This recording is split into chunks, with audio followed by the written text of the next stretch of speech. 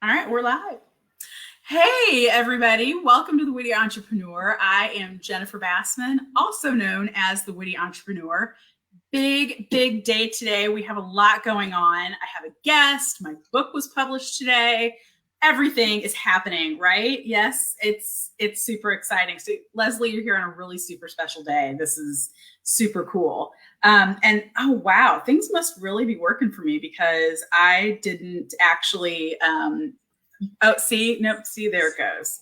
This is my trick, Leslie. It happens every time, is that I keep forgetting to turn the sound off on my phone. And so it talks to me because I keep it on so I can make sure I see all the comments, questions that are coming in. But enough about me and my shenanigans.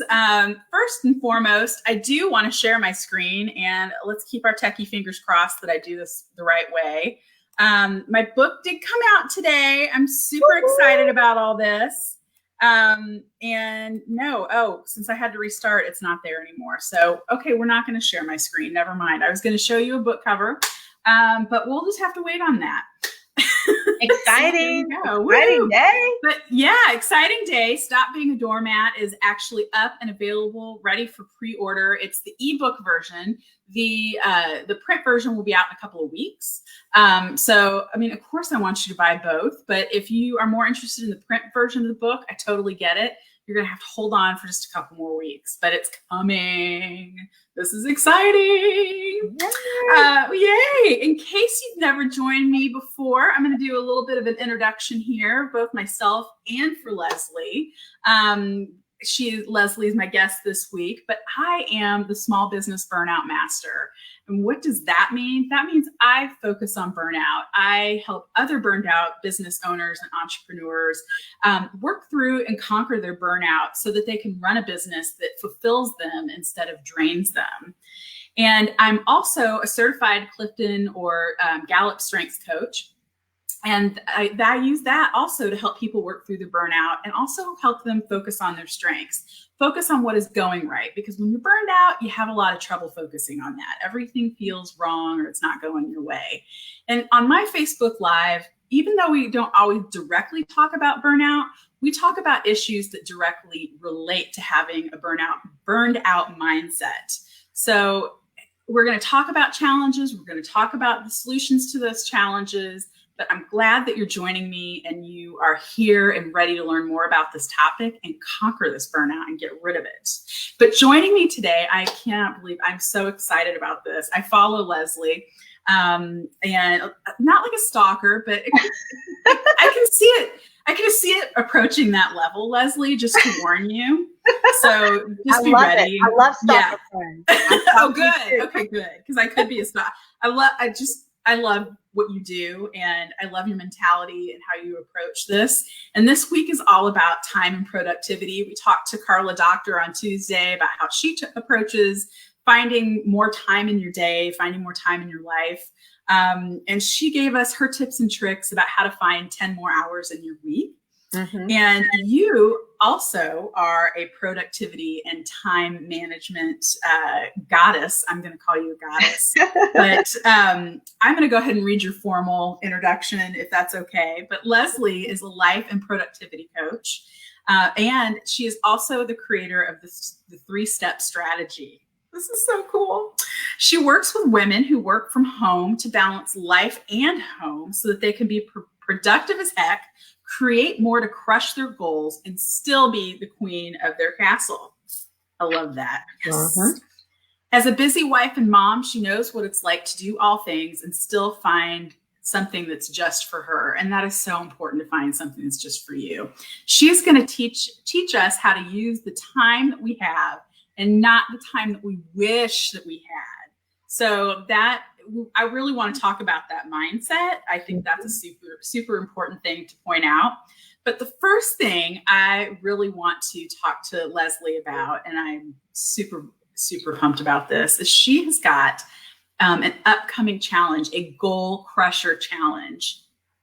And we're coming up on the last quarter. Well, we're in the last, officially, it's as of today, I believe it's October 1st.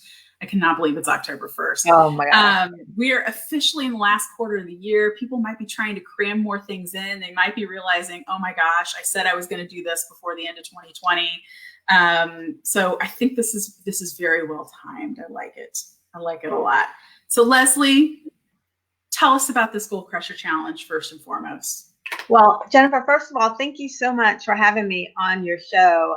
From the first time we talked, I was like, hey, you, me, together.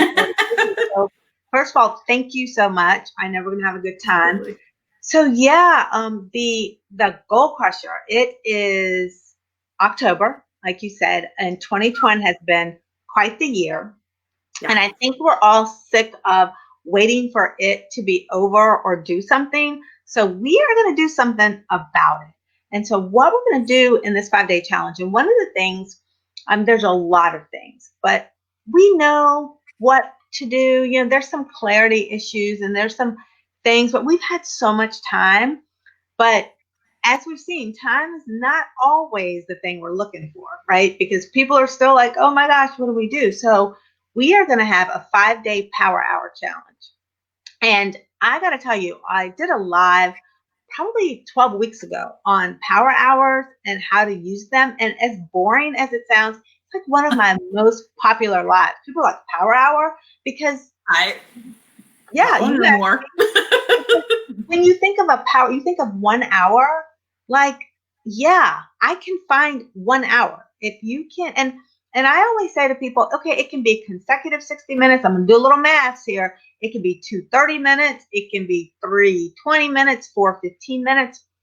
But you would be surprised at focused 1 hour time. So we're going to 5-day challenge. Okay. We're going to have power hours.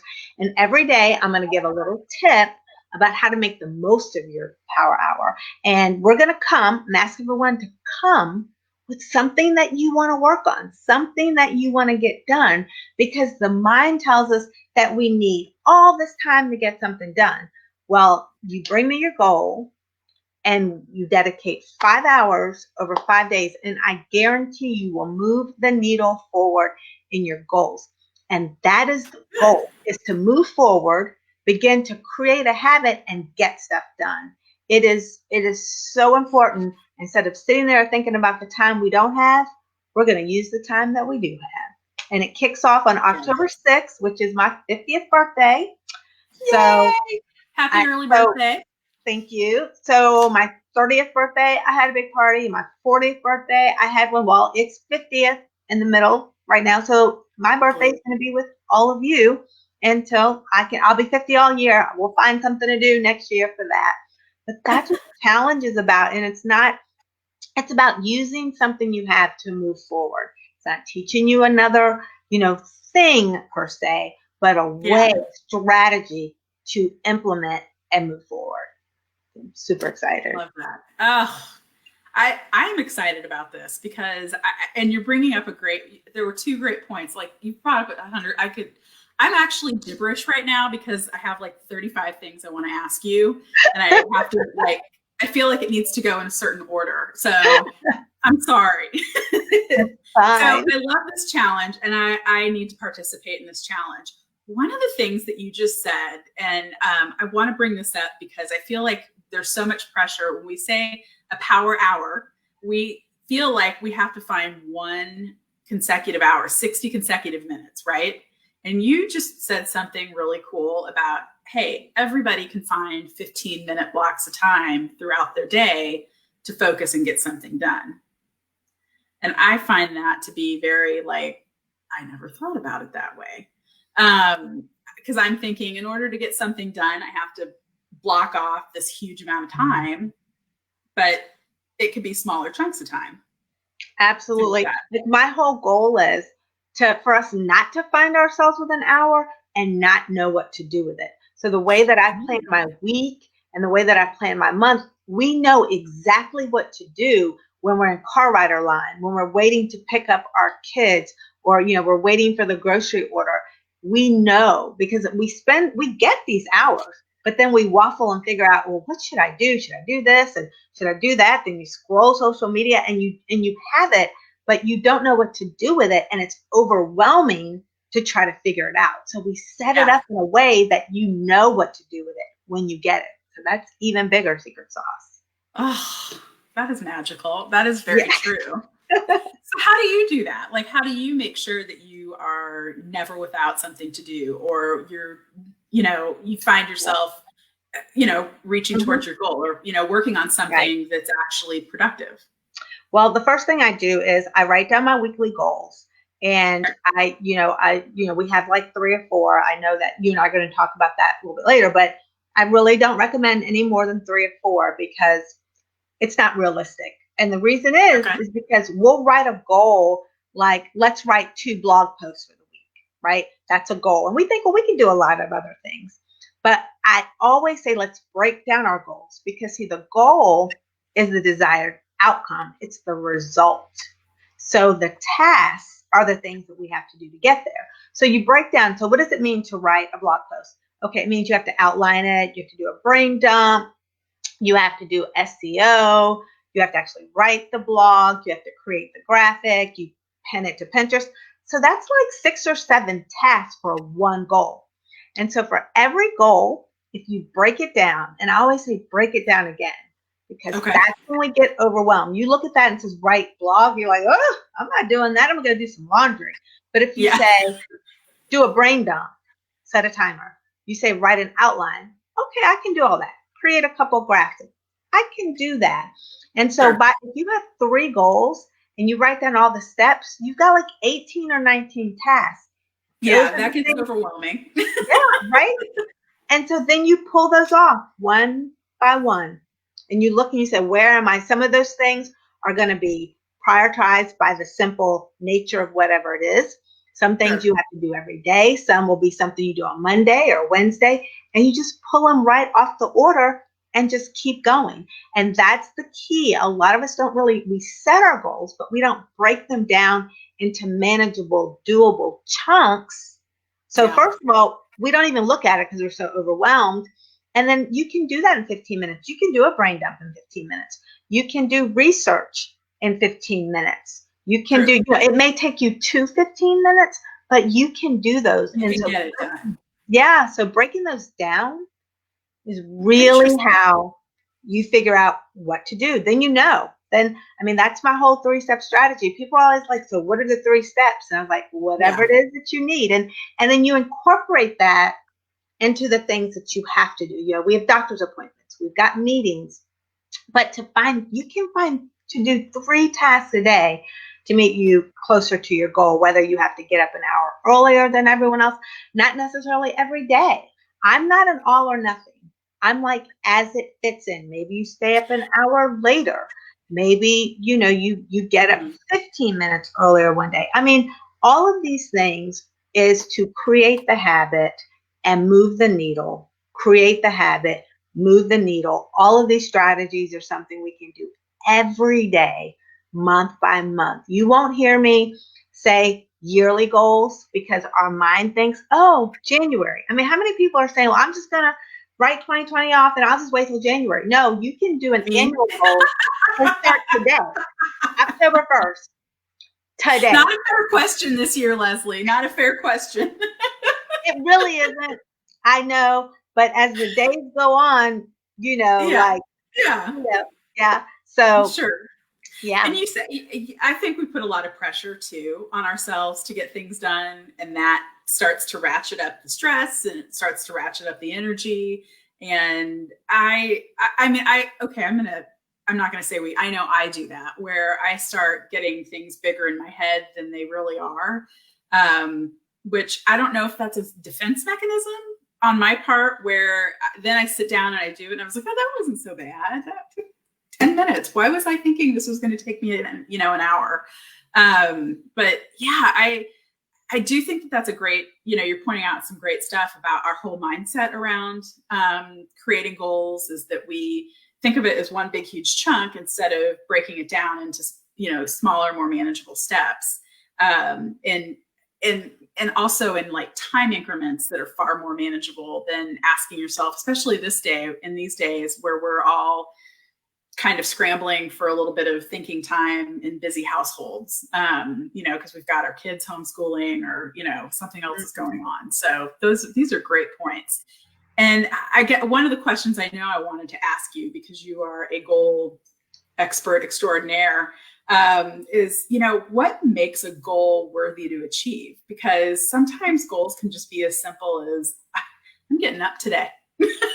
I am waking up. Right. But sometimes they're huge, as big as, I want to publish a book. Tell me what makes a worthy goal? Well, what makes a worthy goal is something that you want.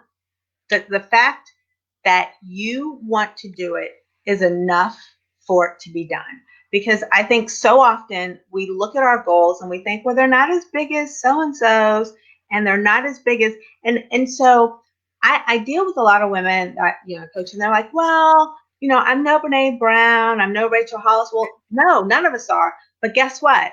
Google them 10 years ago, 15 years ago, they were just like us. And the goals that we have are the goals that Amy Porterfield had, so it does not have to be grandiose. Number one, your goal doesn't have to be grandiose. You don't have to have gone through a fire and come out on the other side to want what you want. I always say we're ordinary women doing extraordinary things. So what makes a goal worthy is that it's connected to your why, that it's intentional, and that it's something that it's not just what you want, but it's a feeling that you get when you think about it, and that goal will transform your life. It will blow your mind. Even if it's something as much as, I want to drink more water. Because if you start drinking that water and your face clears up and you feel good on the inside, then guess what? It leads to something else that's more than just drinking the water. Because our goals build on other goals that build on other goals. I had a client that would really get frustrated, with things that she tried to do. And so she had a creative outlet. She started dot painting. And she's like, oh my gosh, I'm obsessed with this. She goes, but it doesn't fit in my goals. I said, do it.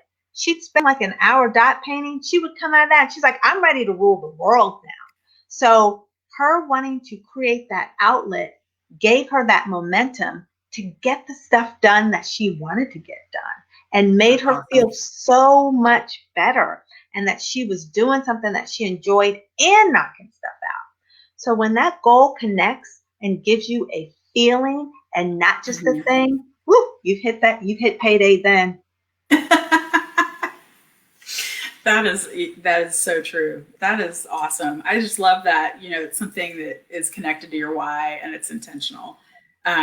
Because I think a lot of us too are okay, I got to stop saying that. It's me. I know that I have created goals based on what I think other people expect of me, or what I think needs to be done, or what I should be doing rather than what I want to be doing.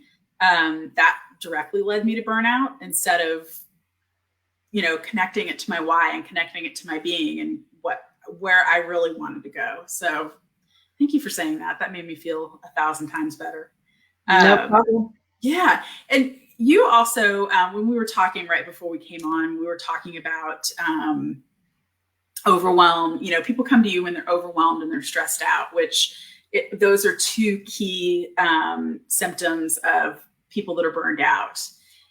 How do you coach people? How do you talk to them about overwhelm and, stress?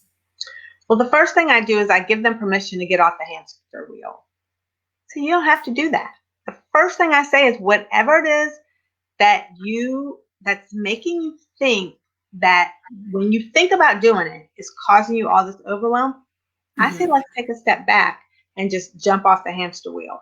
And the first thing I do is we do a time audit, and we say, okay, because it's just like, you can't save money without a budget, right? You can't necessarily do anything with like clean eating unless you don't know what you're eating. So I say, let's step back, because what I find is that their thoughts are controlling their actions, right? And so the lies, I always say it's the lies that we tell ourselves, telling yourself a bunch of lies.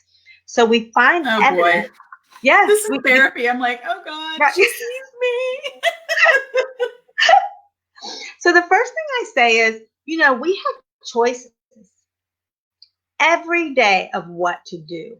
There's no reason for us to be overwhelmed because because of the choices that we are making. So I say, okay, let's just stop. Let's just stop. And I say, what is it? Let's focus on the things that you really need to do today. What are if you got a family, you got to feed your kids, you got to go to work, you got to do that. Let's start there. And then I give them permission to just really sit there and think about what it is that's most important to them. Because when we think about a goal and we're overwhelmed, then it's not with our why, it's not sticking with it. So that's the first thing I do is I'm not like, well, let's figure out how to get it all done. I was like, let's figure out what not to do. And there's a lot of times that we're looking at a list and we get overwhelmed. And then I'll say, okay, so what on that list is like, if you do it or if you don't do it, will the world blow up? Will you die? And they go, no. I'm like seriously, will you die if you don't get it done? No. Right. And then I say, okay, well, what can you do today? That's why I say pick 3 things, because that's not really, I'm making up a word now, overwhelmable. And so if I say to them, you just pick 3 things, oh, I'm just overwhelmed, then I know it's a different situation. It's your thought about that. So the first thing I do is I give them permission, just throw it all away. And then we just start fresh and we figure out what is it that you want to do today, because it is a choice. And the way that I say, okay, so how are you thinking about what you're doing today? And I'll go, you're overwhelmed. I said, so what are your thoughts of that? And then we find out that they're scared. It's a fear of failure, fear of success. And asking those questions start to really break down that overwhelm. For a lot of people is just a mechanism to say, I'm scared. I have limited belief. Look, I'm overwhelmed. It's easier.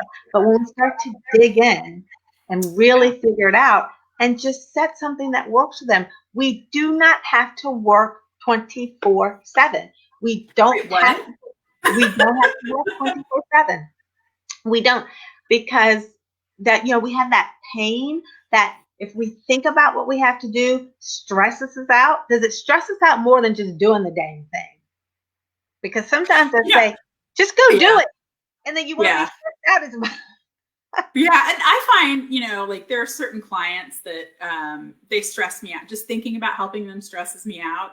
And that's one of the clues I know that this client probably isn't for me. Right. But still, at the end of the day, that's a big, what you're talking about is, the longer you allow that stress to sit there and fester, the more impact it's going to have on you and your ability to actually do other things. So that's really, that's a key thing to point out. You and I also talked about accountability, that sometimes we just need somebody to sit there and, watch over us. Mm-hmm. And of course, people need to come. You're an accountability that's kind of what you call it. You call yourself a goal setting and accountability coach, which I love that. Mm-hmm. I could see you being in my house, honestly, and just staring over me.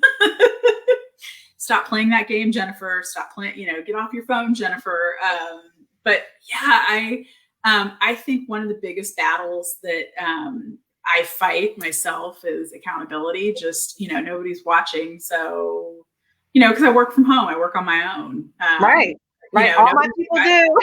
I can procrastinate that. I don't have to get that done right now. How do you handle people like me that are, proud procrastinators? No, I get it. And so we do a little bit of work on what I call honoring the commitment that you make to yourself. Because it's easy for me. I have in my membership group, people say that they know on Thursday's accountability day. And they know that I'm going to ask them, so how did you do?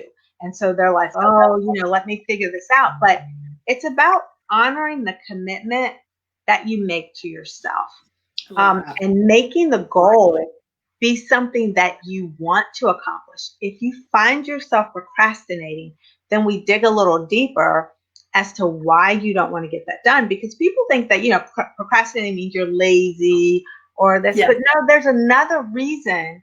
Because it gets a bad rap. Procrastination gets, and I'm a recovering procrastinator, like a lifelong procrastinator. So I get it, and I feel it. When I talk to my clients. But it's like if you tell me that you're going to get something to me, I bet you get it done. You get it to me, right? Yes. You get it to me early, yes. probably. Yeah, when I make promises to other people, and that's my responsibility strength. That's my strength finder, responsibility. That's number 3 for me. That when I tell somebody I'm going to get something done, damn it, I'm getting it done. But if I tell myself that, hey, in order for us to be more productive tomorrow or for this to go well, I just. Right. And so part of that is, so there's 2 parts. So I work with, my clients to honor the commitments that they make to themselves. But I also am the one that, they pay to be like, hey, you said you were going to do this. And then we dig into why you didn't get it done. And 9 times out of 10, it's not because of laziness. It's not because, and so it's more than like, because, people will give me all kinds of excuses. And at the end of the day, I'm a cheery personality. I am not a belittle, but I will get all up in your stuff. And I will say, you told me you wanted to do this. You set these goals. We dug deep. And, failure is not an option if it's something that you really want. And, my clients, because I have working women that are from home, but they're driven. I know that they want this. And so sometimes I say, you're not going to get there. And I don't ask a lot. I'm like, it's 3 steps a day. At the end of the week, that's 15 things. Come on, sister. So it's a 2-pronged honoring the commitment to yourself mindset work. And the other is, we break those goals down so quick and you come up with it and you said you wanted to do it. And I always say, I remind them, how much better will your life be? What will be the transformation? What is it that you're working toward? How much will your life be better when you've done that? And have them look at that end goal. We do monthly vision boards. We do words and affirmations. And I say, that's the thing. The reason we do that, we have those affirmations, we have the vision boards, because when things get hard, because things do get hard, we go look at why we're doing what we're doing. And it's not because of what I'm doing or what you're doing. It's because you said, I want to put my kids through college debt free. I want to leave a legacy to my grandchildren. And you remind yourself why you even began in the first place. And we do that almost every week. And you have to keep coming back to it. It's not a one and done. And it's none of us. I write down every morning. I get up and I say, I have a, this is what I'm going to do today. This is my affirmation. And just to really keep at it, because there's so much noise in society today. We've got things, we've got movies 24/7. We've got smartphones. So I'm not going to sit here and say it's hard, to get distracted or to have FOMO. So we just have to keep coming back to the why. And that's why I make it, before we begin with goal setting with my clients, it takes us about a month, because we have to get through all the, let's just set the goals. Okay, well, then you're not going to keep them, because I don't even know why you're doing these goals. I don't even know how they relate to, your plan. Ultimate outcome. Yeah. Right. That's true. Yeah. It's a weekly, sometimes daily thing. It really is.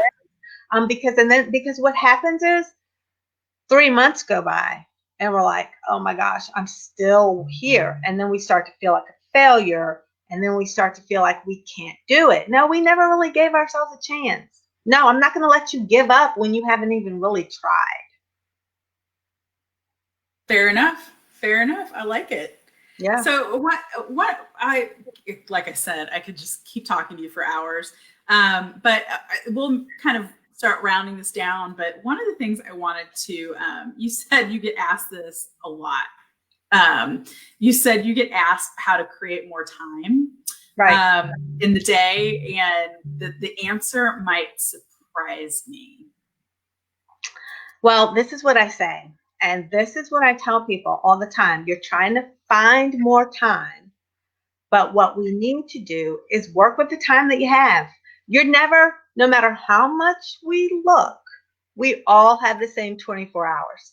We're never going to find more time. Now, True. you may find more time in your day to work toward your goals, but what we come up with through, through the time audit, through the digging is how much time do you have to dedicate in your business or in your life for your goals, if your goals are, personal, strictly personal in nature. And when we have that magic, I worked with a mom. She's two small kids, and she's homeschooling them, and she really thought, my husband works and he does it, so I need to work 5 hours a day. So she was really trying to work that, and just failing, miserable. It wasn't working.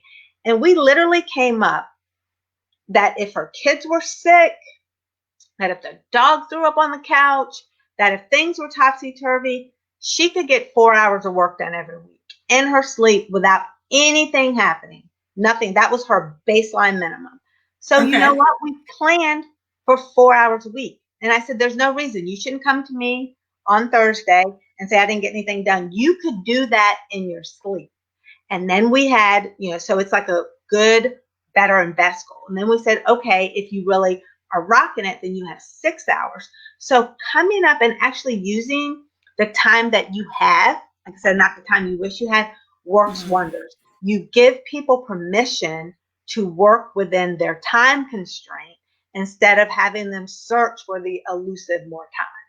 And it's just amazing. Like, I used to work until like 10 o'clock at night, and then I felt like I could sit down with my family. But as soon as I said, you know what, I'm going to turn off from like 6 to maybe 9, 10, maybe do an hour before I went to bed, I would get more done than if I knew. Because you know how long it takes you to do something? However long you have. That is so true. And if you don't believe me, that's a fair point. Try to clean your house. If you have all day to clean your house, you'll take all day. Have someone say, hey, girl, I'm in the hour. I'll be there in an hour. I'm in the neighborhood. You're like picking up that, and it's done in an hour. Yeah, the whole house magically is spotless within 60 minutes. Gotcha. Yeah. So and then sometimes we adjust that week by week. Again, I told you about the weekly planning. I look at what we have going on, because it's just like parenting your kids, right? You don't parent them all the same. You may have like general rules, but you may have to treat this kid a little differently if they're sensitive. So some weeks are busier than others. So some weeks you may have 4 hours, some weeks you have 8. Instead of looking at everything equally, break it down and see exactly what time you have, and then just work that. If you worked, 10 hours a week, that's a lot if it's true focus time. And stop thinking about the time that you don't have or you think you don't have, and just concentrate on what you do have. And that's in anything. I always say it's like when my girls were young and they had a birthday party, and so they would invite like 20 people. Well, 4 couldn't come, 5 couldn't come, and my daughter's like, oh my God, 4 can't come. I said, but what about the 15 who can? Focus on the can't. And not the can't. It's the same thing with your time.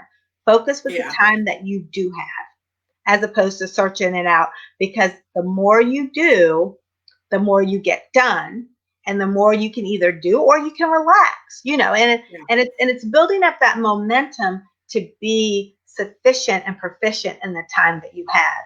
And as soon as, we break that time and we figure out what you can do in your sleep, that way, because I hear a lot of people say, oh my gosh, someone got a flat tire and just derailed my whole day. Well, no, we figured out what you can do if your whole life is topsy-turvy, because life happens. It is not, there are emergencies. There are emergencies. Yeah, of course. Right? But everyday life happens, and we need to plan for those. And that's how we figure it out. And taking that time, again, taking all this time, when they come in, I'm like, okay, well, we've got to do a time audit. And we've got to figure out your life vision. They're like, oh, but in the end, they're like, oh my gosh, this is great. The same client, she said, well, I almost didn't hire you because I'm very organized and I'm very busy. But she realized she was organized and busy, but she wasn't producing. Right. Right. Right. Yeah. Because it's that We know mindset those that people. you should be doing more, you should be doing different, you should do exactly what you need to do for you. Very true. And that's the Very true. secret. That is, you heard it here, folks. She just gave away secrets. This is awesome. This is the secret to finding some more happiness, some peace, less overwhelm. Yeah. There you go. I feel better already, personally. There you go. See? And that's Greatness. part of it. If you feel better, then you feel better. And then you do more, you do better. Yeah. And that's like It more. multiplies. Yeah, it really does. As soon as your thoughts are relaxed and you believe you can do something and you can work it out, then you do it. That's Sounds very simple, true. but it is true. It's totally true. So before we go, if somebody wants to participate in your 5-day, your goal or your I'm going to totally mess this up, your Goal Crusher Challenge, which is the 5 1-hour power hours, how do they do that? Well, what they can do is there's a couple of ways. So it is being held right in my free Facebook group, which is called the 3-Step Community Work-Life Balance for Women. Like it.